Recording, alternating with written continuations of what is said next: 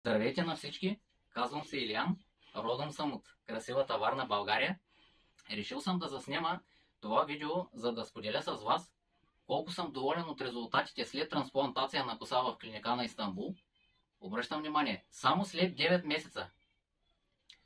Искам да ви покажа една снимка, колко хубава коса съм имал. Значи тази снимка е снимана преди 7 години.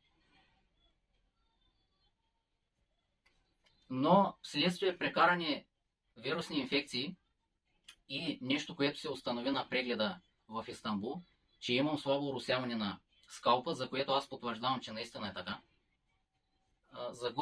Загубих много коса, което влияеше на самочувствието ми. С коса мъже изглежда между 5 и 10 години по-млад. Как ме спечелиха? Спечелиха ме, защото още при безплатната консултация клиникана имаха много професионално отношение към мен, реагираха много бързо и бяха максимално изчерпателни. Точно по този начин те спечелиха доверието ми и аз реших да извърша трансплантацията точно при тях. Още при самото пристигане ми направи впечатление колко мило и любезно се държаха с мен санитарите, които стоплиха сърцето ми. По време на дългата операция, която искам да ви кажа, траеше около 7 часа, е нямало момент, в който аз да съм чувствал някакви притеснения или опасения за каквото и да е било.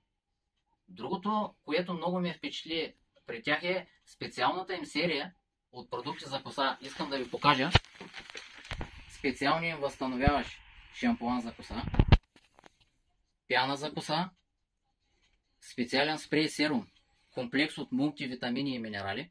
Това е уникален продукт. И хранителните им добавки. Искам да обърна внимание на серума и на хранителните добавки, защото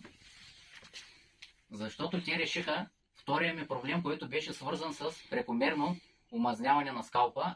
Това е прекомерно отделяне на себум. Или както казваме българите, при мен се получиха нещата с един изстрел, 2 заека. За екипа на клиникана давам 2 лайка.